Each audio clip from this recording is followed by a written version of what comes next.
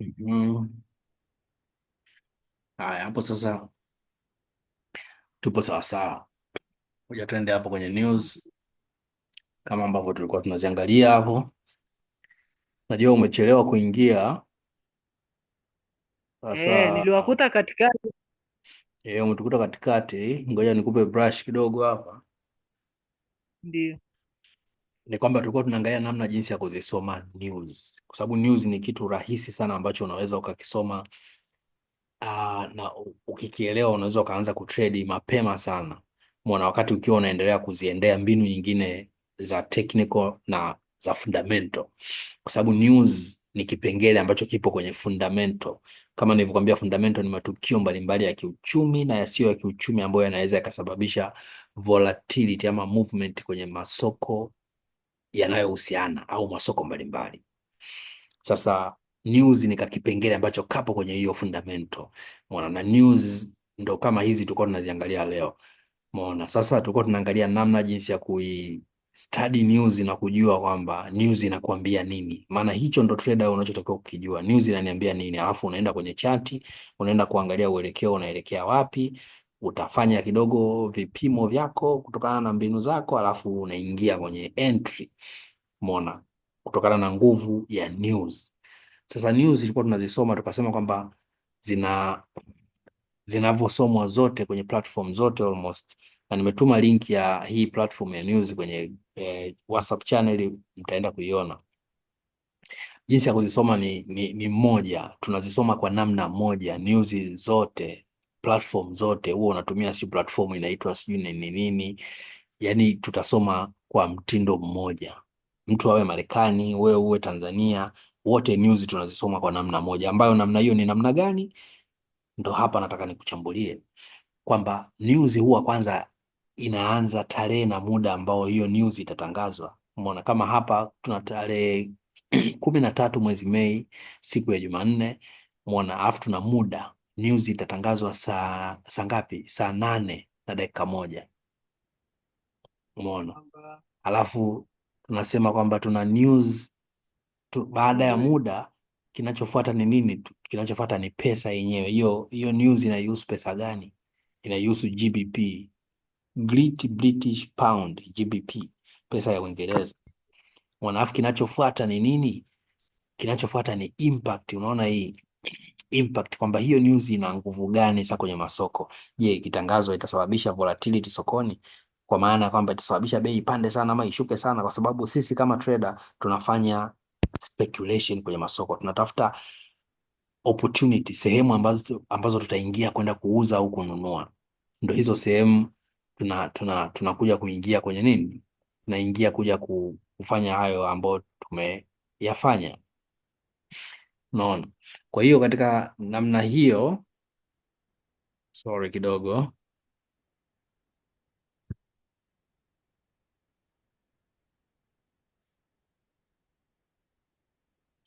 kwa maana hiyo sasa, ninachokimaanisha hapa ni kwamba kama hili tukio linaihusu pesa ambayo ni GBP, maanake kinachofuata hapa ni impact. Hilo tukio lina umuhimu gani? Kumbuka matukio yapo mengi, yani kila siku matukio yanatangazwa mengi, ila sio yote. Ni matukio machache ambayo tutayatredi kutokana na umuhimu. Kuna matukio hayana umuhimu, kuna matukio yana umuhimu mdogo, na kuna matukio yana umuhimu mkubwa. Kwa hiyo short and clear, tunaenda kutredi matukio ambayo yana umuhimu mkubwa, na kwa bahati nzuri sana umuhimu wa matukio umeelezewa hapa kwenye kipengele cha impact. Umeona hapa wamejaribu kutumia rangi ikiwa ya njano ni low impact expected. Manake hilo tukio lina impact ndogo sana ya kusababisha bei ipande au ishuke, na hivyo unaweza ukaliignore. Ni ruksa kuliignore. Umeona, yani ni salama kuliignore tukio la namna hiyo ambalo lina low impact expected, kwa sababu hata ukilifuatilia haliwezi kusababisha movement kubwa sokoni. Ni bora uendelee na uchambuzi wako, kama ni wa kitaalamu au kama ni fundamentals, uendelee nao, kwa sababu hata ukilifuatilia at the end of the day halina movement, haliwezi kusababisha movement sokoni, na wewe kama trader unahitaji movement ili utrade, ili utengeneze hela. Sasa hapa hapa kwenye impact Hii njano ikiwa imekolea kidogo, kwa mfano kama hii hapa, angalia, fata kasa yangu nilipoiweka kasa, umeona hii njano iliyokolea hii tunasema ni medium impact expected, kwamba hilo tukio likitangazwa litakuwa lina impact yake itakuwa ni ya kawaida, inaweza ikasababisha impact ya kawaida sokoni. Bei inaweza ika move kidogo, umeona, kuelekea uelekeo fulani, inaweza ika move kwa kiasi fulani kidogo, lakini umeona, alafu ndo tunakuja tunapata tukio impact ya tatu ambayo inaelezewa katika rangi nyekundu, kama ambavyo unajua rangi nyekundu ni danger, na hapa hivyo hivyo rangi nyekundu ni danger. Hili tukio ni hatari, ni tukio kubwa ambalo lina umuhimu mkubwa, na likitangazwa litasababisha volatility kubwa sana sokoni. Ninaposema volatility, narudia tena, ninaposema volatility namaanisha kwamba kupanda na kushuka kwa bei. Hiyo ndo volatility. Na volatility ukiwa kama trader, manake huo ndo unakuwa kama wimbo wako wa taifa, volatility, kwa sababu unahitaji volatility ili utrade na utengeneze hela.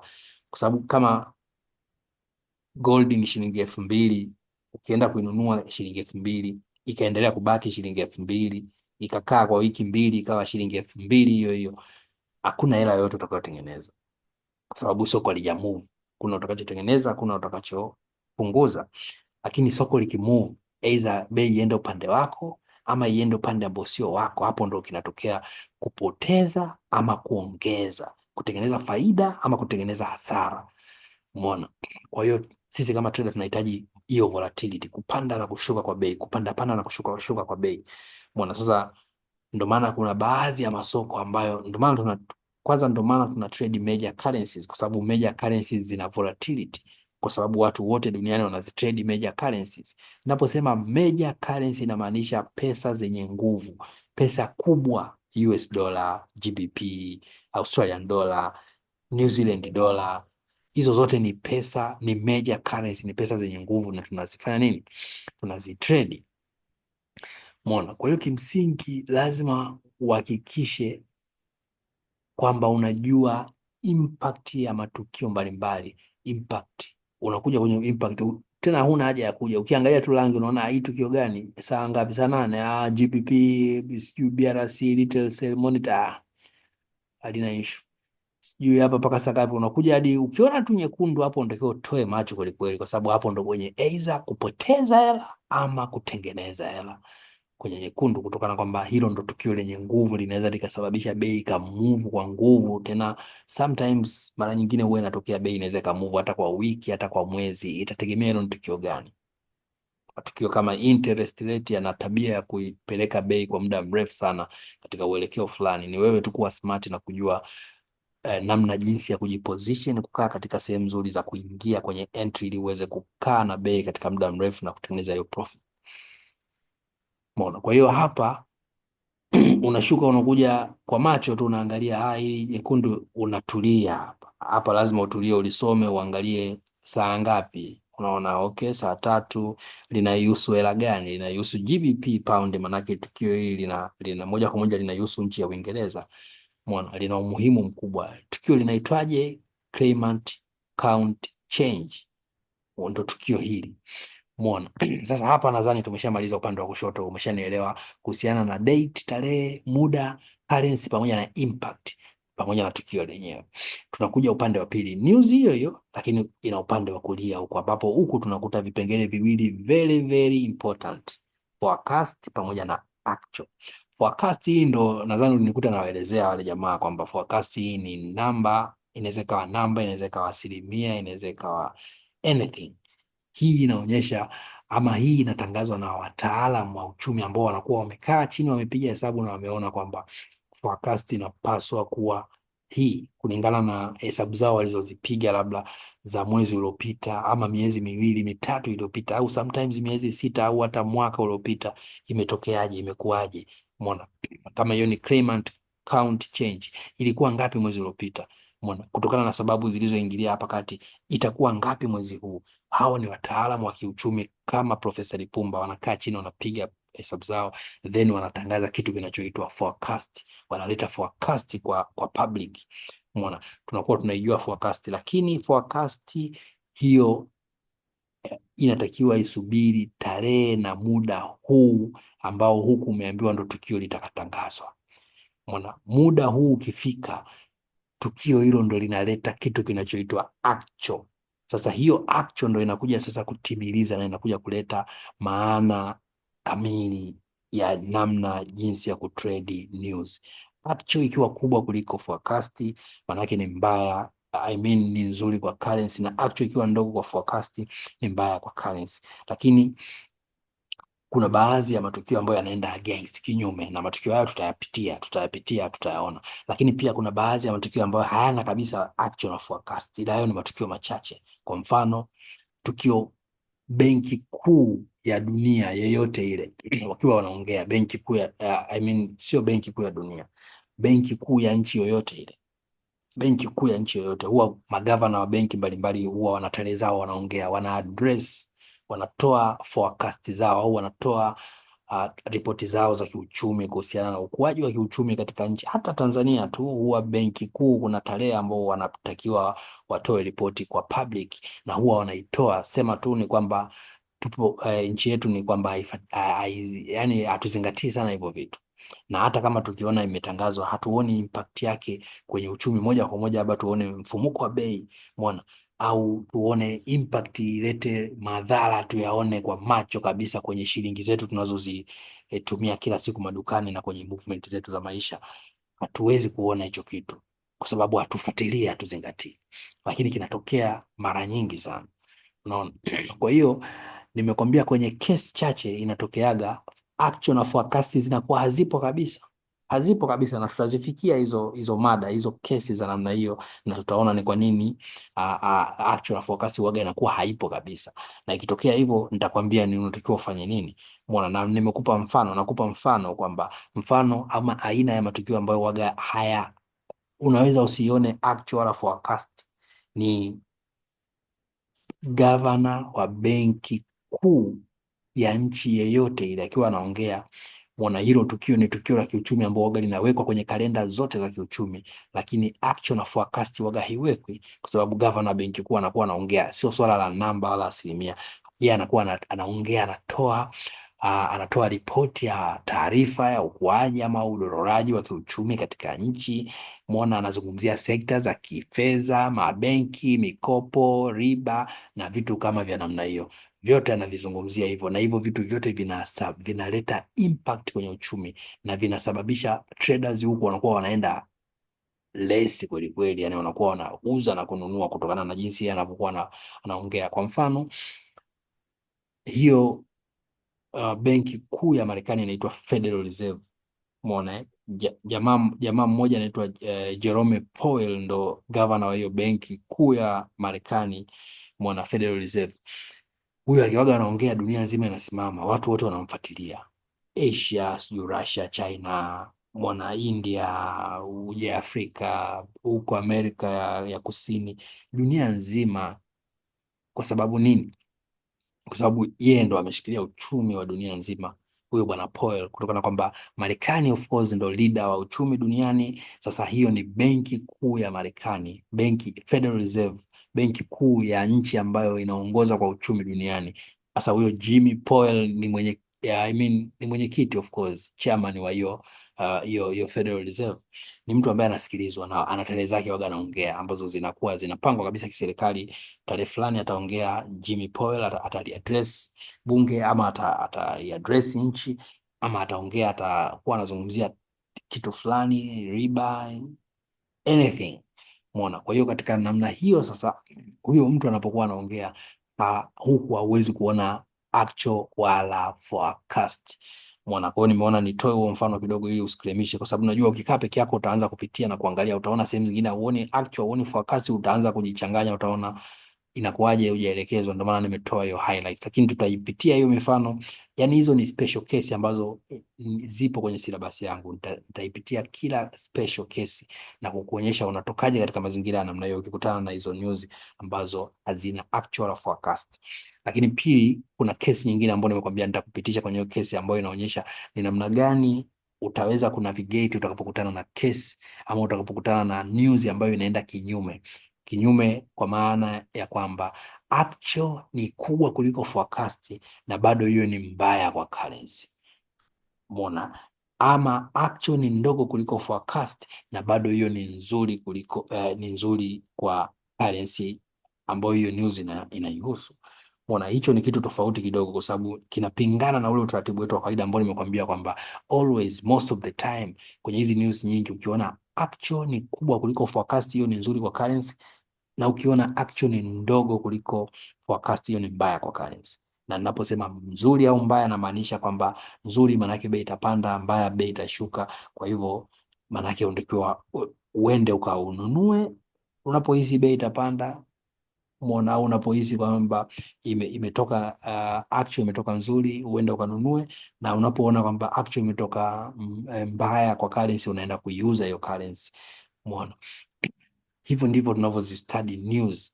Yani hiyo ndo elimu ya kuzistudy news kwa haraka haraka, alafu sasa ndo tunaanza kuingia deep kwenda kuangalia news zenye special case. Yani hapa ni news zenye special case. News nyingi sana actual ikiwa kubwa kuliko forecast, unainunua hiyo currency, umeona.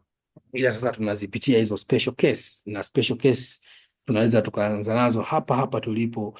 Naona kuna magepu, kuna sehemu hakuna actual, hakuna forecast, na muda umeshapita, kwa sababu za chini zinaonyesha kuna actual, kuna forecast.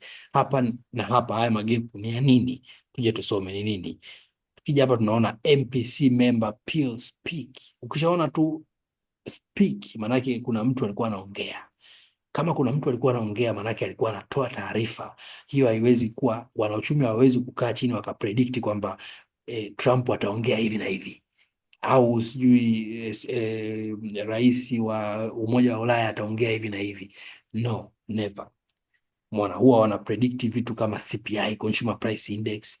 Mwana watu watakaoajiriwa ni wangapi, watu watakaopoteza ajira ni wangapi, kwa sababu hivyo ni vitu ambavyo unaweza ukavimesha ukavipima ukiwa na data za kiuchumi, lakini huwezi kupima fulani ataongea nini. Na ndio maana unaona magepu haya.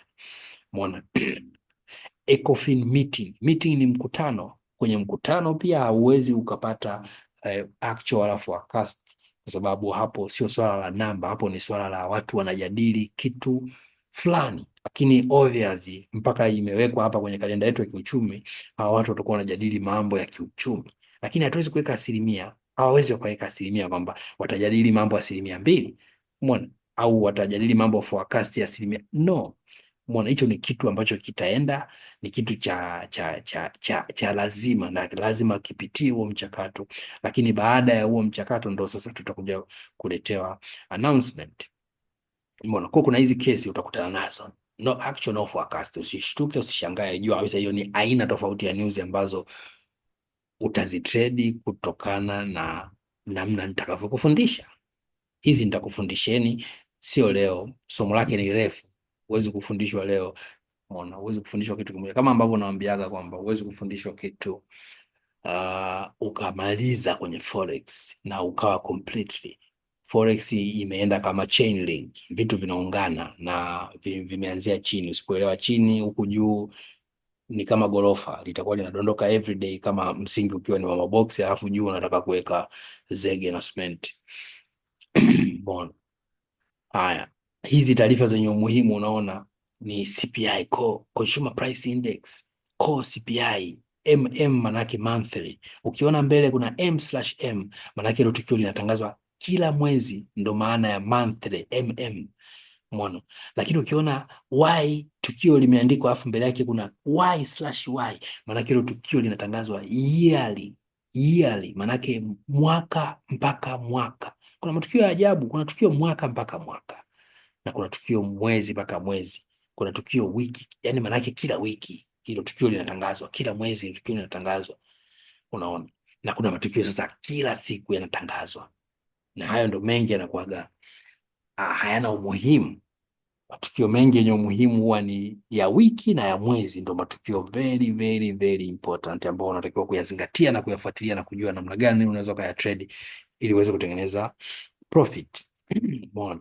Kwa hiyo hiyo kesi ya kwanza tumeshaiua. Ukikuta no forecast, no actual, kuna haja ya kujiuliza, jua kabisa kwamba hiyo ni aina ya news ambazo watu wanakuwa wanaongea, na hivyo kuna vyanzo vyake ambavyo tutaenda kuvidiscuss. Aidha unaenda kwenye kama huyo Powell akiwa anazungumza, unaenda tu kwenye website ya Federal Reserve na utaenda kuona akiwa anazungumza. Unaona, kama akiwa anazungumza chairman wa benki kuu ya Uingereza, basi unaenda kwenye website labda ama mitandao ya benki kuu ya Uingereza na unaenda kuona benki kuu ya Uingereza inaitwa the Bank of England, ndo benki kuu ya Uingereza, kama ambavyo benki kuu ya Tanzania inaitwa benki kuu ya Tanzania, kwa kifupi BOT. Bwana, nchi zote sasa duniani zina benki zao, benki kuu, kila nchi na benki yake kuu. Na benki kuu tutamsoma sana mbele huko kwenye hii fundamental trading, kwa sababu benki kuu ni mdau mkubwa sana wa forex na anasababisha movement ama volatility. Hiyo nilokuwa naisema, benki kuu naye kuna namna anaweza akasababisha volatility kwa makusudi ama pasipo makusudi, kutokana na sababu kadha wa kadha ambazo tutaenda kuziona hapo mbele kidogo. Umeona? Kwa hiyo kesi tumeiua, nataka tutafute kesi nyingine ambayo actually ikiwa kubwa kuliko forecast, hiyo inakuwa ni mbaya kwa currency. Umeona? Hiyo ni kesi ya ajabu kidogo, nataka tuitafute. By the way, kuna vitu unaweza ukakaa mwenyewe ukaviona ambavyo sijavizungumzia. Kuna kitu kama detail previous graph utaviona, lakini mimi sijavizungumzia kwa sababu havina umuhimu. Graph inaonyesha tu, graph haiwezi kukusaidia chochote. Previous inaonyesha hiyo namba ama hiyo data, mwezi, kama ni ya mwezi uliopita ilikuwaje, kama ni ya wiki iliyopita ilikuwaje, kama ni ya mwaka uliopita ilitangazaje, ndio inakwambia previously iliyopita ilikuwaje. Lakini pia na yenyewe haiwezi kukusaidia. Hapa anaweza kukusaidia ni forecast na hasa actual, ndio anaweza kukusaidia. Sasa hapa nataka nikupe angalizo lingine. Angalizo lenyewe ni kwamba most of the time bei unakuta hapa inapotangazwa tu pap, na kule bei imeshaitika. Kama hapa ni tukio ni baya, na kule bei unakuta ishashuka. Kama hapa actually ikitangazwa tu, kama bei ikija, I mean namba ama asilimia zikija nzuri, kwa maana ya kwamba ni tukio zuri kwa currency, yani kitendo tu imetangazwa sekunde moja, hapo kitendo unatoka hapa unaenda kwenye chat zako kule, uende ukaseli au ukabai, unakuta bei imeshaitika, yani bei imeshaenda ule uelekeo ambapo huku umeambiwa bei itaenda huo uelekeo. Na hiyo ndo challenge moja kubwa sana ya kutrade hizi news. Bwana, na hapo ndipo unapotakiwa sasa kuwa na nini? Hapo ndipo unapotakiwa kuwa na vitu kama kuhakikisha kwamba unakuwa na ili vipi